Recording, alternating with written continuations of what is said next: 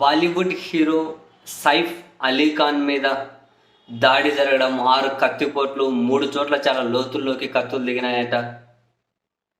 ఆసుపత్రిలో ఆయన ప్రాణాలతో పోరాడుతూ ఉన్నారు.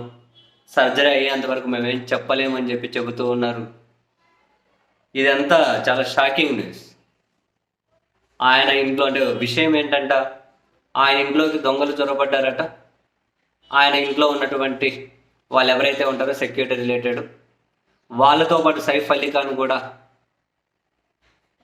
ఆ దొంగలను పట్టుకునే ప్రయత్నం చేస్తే వాళ్ళు సైఫ్ అలీ ఖాన్ను 6 సార్లు కత్తితో పొడిచారు అన్నది వార్త.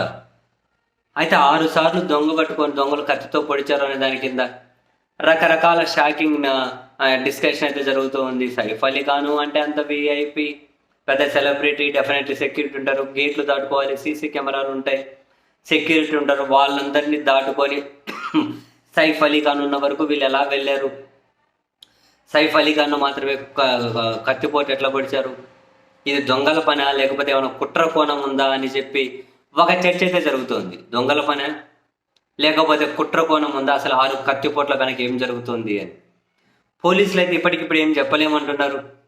సైఫ్ అలీ ఖాన్ వాళ్ళ టీం స్పందించి ప్రకటన రిలీజ్ చేశారు. దయచేసి సంయమనం పాటించండి, ఇది పోలీస్ కేసుకు సంబంధించిన వ్యవహారం, సంయమనం పాటించండి అని. డాక్టర్లు ఏమో ఇప్పటికిప్పుడు ఏం చెప్పలేమంటూ ఉన్నారు. చాలా షాకింగ్ న్యూస్ అని.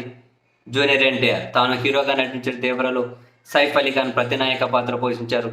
దేవరా 2లో కూడా వీళ్ళిద్దరు స్క్రీన్ షేర్ చేసుకోబోతూ ఉన్నారు.